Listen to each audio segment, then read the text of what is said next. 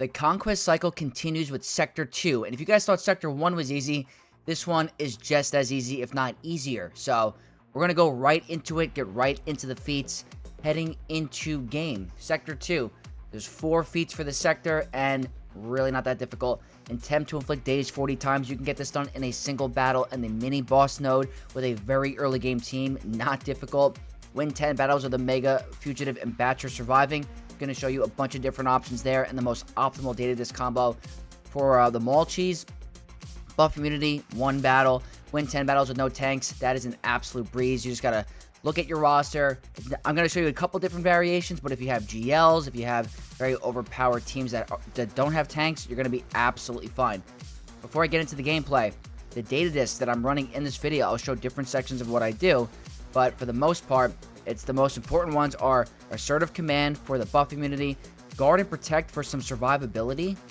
If you guys can't see that, it's right over here. This is Guard and Protect. It gives you a bunch of defense in the beginning. Whenever an ally is damaged by an enemy, they lose 10% defense and gain 10% defense penetration. Whenever an enemy is defeated, all allies gain 50% defense. So this is going to be helpful for some of the Batcher surviving feats. If you're having a tank and you really are getting desperate, you don't have Maul or Watt, that one's going to be very helpful. Zealous Ambition is also very nice for the final boss node against with the Old Republic. If you guys can get a bunch of these, your Shorty will do a ton of damage on an AoE. I only had one, so I didn't utilize her. I was using Basilisk on Fallen because she is a support, so she's going to do a lot of damage. But if you can get like 4 or 5 of these, then your Shorty's going to one-shot the entire team. But we're going to head right into the gameplay and show you guys exactly what I'm talking about here. So we're going to go full screen. And the first one's going to be attempt to inflict buff immunity 40 times. This is going to be a one and done type of battle. I show in the video here, you're going to want assertive command. So that's the most important part about this strategy. Practically use a regular CLS team with Rolo. Find a Padme node. Now here I stun Padme, and I was doing a little bit too much damage on full auto. So you're going to see here, I put it on full auto, and I felt like I was going to get rid of them really, really quick. So you're going to see here, I try to just get it all lined up. I do the buff immunity, and you're going to see I do it on full auto in 2 seconds.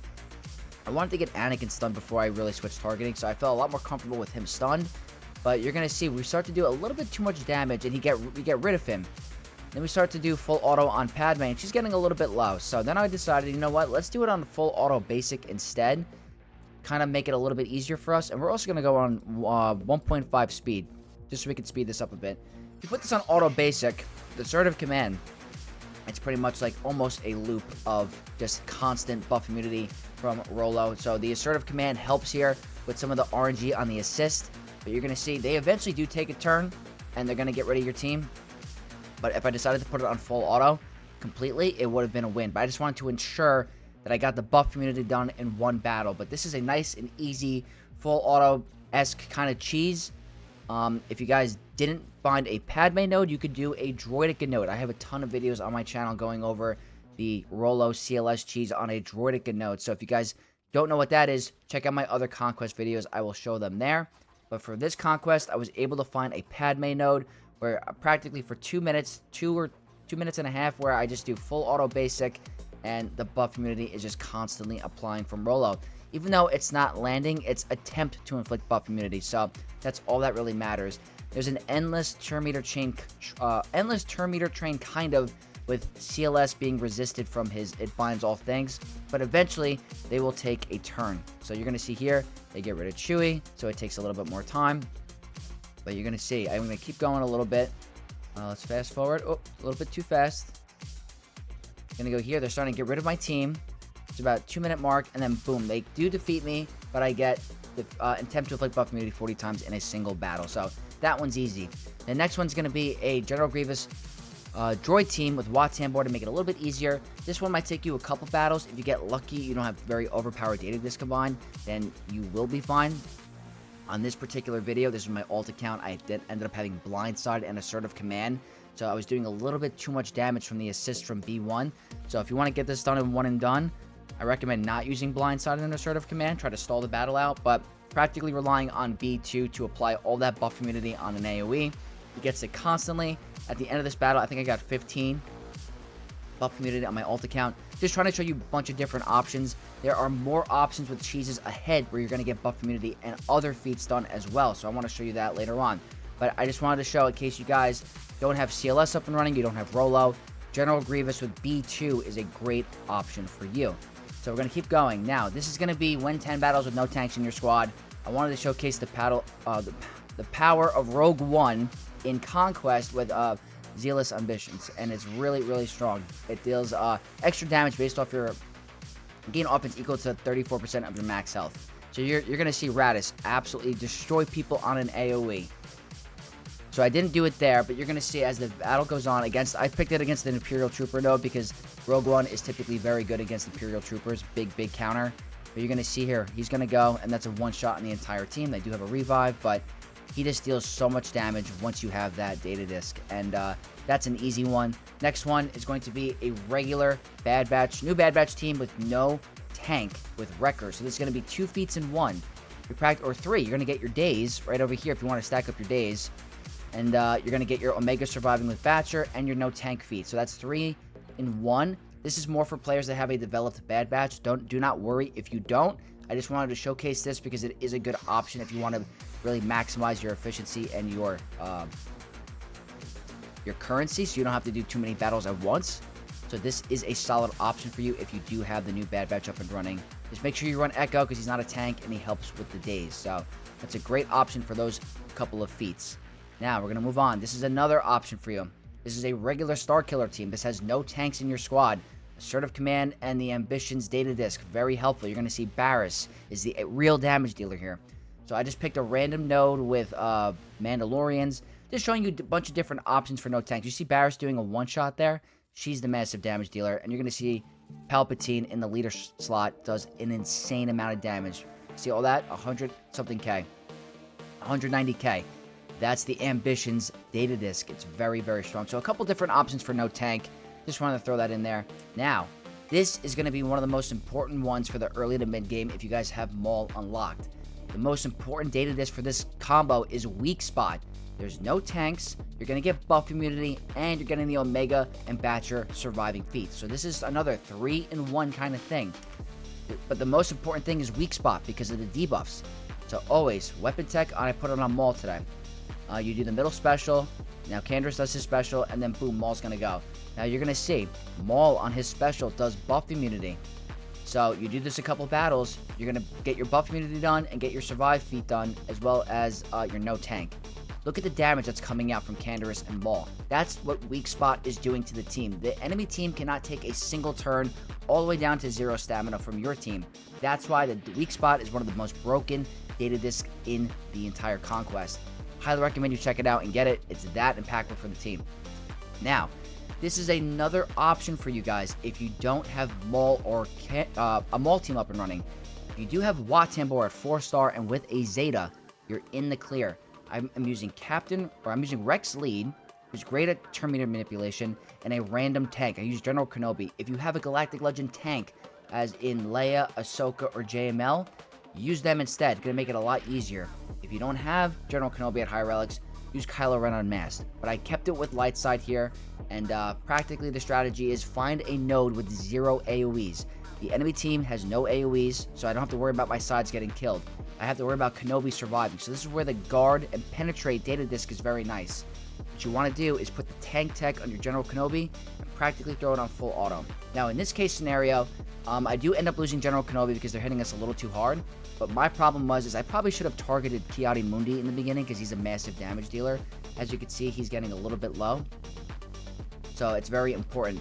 Also to note, if you guys have the Omega's ability, the second special, so you can put your team under stealth, just protects them even more.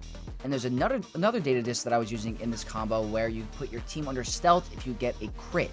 So that's another thing that you want to keep in mind. They do end up hitting Omega once because I misplayed, but the whole point is that find a node without an AoE, put the tank tech on a tank, and let Rex do all the work. That's the whole point of the strategy. So this is another one with Geos.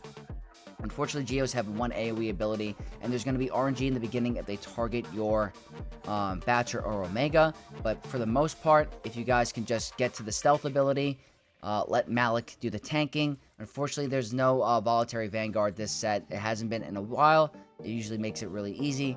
But just trying to, I didn't have many nodes without an AoE, so I'm trying to show you what I worked with. But if you find a Phoenix node with no AoE, like no Sabine Wren, you find Ewoks with no AoE, you find Tuskens, no AoE.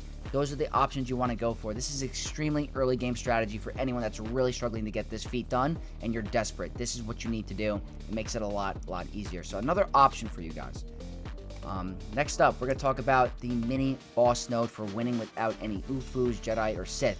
A great option for you is going to be Night Sisters, but keep in mind, do not use Asajj Ventress. She's considered a unaligned Force user, so you cannot use her. But she's another great option for this. Same Datadisks, Assertive Command, Zealous Ambitions, or Zealous Ambitions. I apologize, Zealous. You're going to see here, we just keep doing the basics.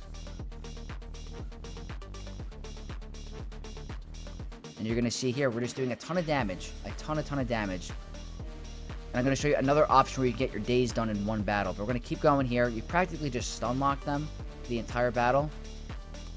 And that's the victory. You just keep stun locking them. You get your, your damage off. And then you get your no Ufu team win.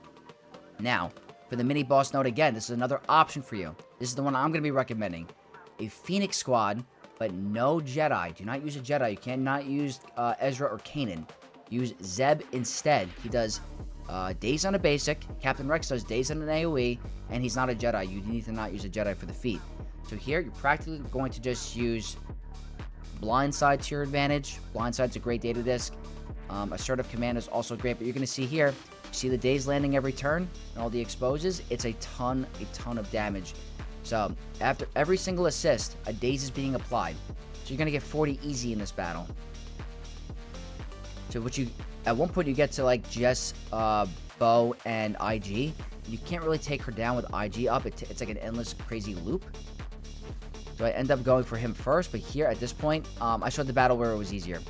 All the Daze is landing. All of this Daze. It makes it so much easier. You want to make sure you Daze her because she does have counterattack. But all this Daze is landing. It makes it a lot easier. It's a one and done kind of battle.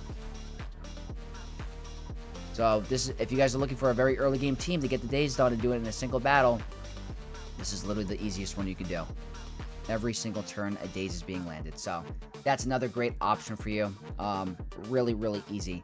Next up is going to be win with a full Squad of Spectre, and all my Spectre are high relic, and I have Ahsoka on both accounts. So it wouldn't really be fair for me to show you guys what it was like with, I don't have them at low gear or low relic. So this is the one I'm recommending everyone skips if you're early game. There's no point to stress about this. It's only 2 key cards. But I am showing you, if you guys do have Ahsoka, it's not even it's completely easy. But I can't test with the gear 11 Spectre squad, so that is the issue. But that one's not hard at all. Very easy. Now, we're almost at the finish line. Last mini boss, or the last final boss for the sector. Win with 5 surviving. A regular 501st General Skywalker squad. Absolutely fine. A little bit of RNG in the beginning if they, get the stagger on you and they remove your turn meter. But you're going to be fine. They get a ton of buffs, which is ramping up your damage. And it makes it really easy. So you're going to see here, all you have to do is make sure your 5 survives by them not killing your sides. We prevent revives, so DTMG doesn't really get to work here. It's really not hard at all. Very easy. If you have the Ambitions data disk, Echo does a ton of damage. Now, the last one is going to be Old Republic. Now, what I was saying in the beginning, if you have the Ambitions data disk, you're going to be very good here because Bastila is a support character, so she's going to be doing a lot more damage. The more you have, the lot better you're going to be. But pretty much you want to get rid of DTMG as quickly as you can, and then Death Trooper immediately. Zalbar is pretty good as a tank. That tank data disc that I mentioned in the beginning, the guard and penetrate, are very helpful to have. So it makes it a lot easier. Assertive Command is also very nice. Just going with basics, it's a very tanky Stormtrooper. But Assertive Command is a great data disc. All those extra assists, it's just so nice. That's a 92k hit from Bastila because of the data disc. If she had more, it'd be even higher. She is at Relic 7 because of the requirement for Leviathan. But this one is not as bad as I thought it would be, especially if you have a couple Jedi at Relic. If your sides do end up going down, Jolie can revive either Revan or Bastila, as long as they don't get death marked by Death Trooper. So keep that in mind. You do not want to get death marked by Death Trooper. But get rid of DTMG first. He can get rid of he can revive the entire team. So you don't want that to happen. But that's pretty much all of Sector 2, guys.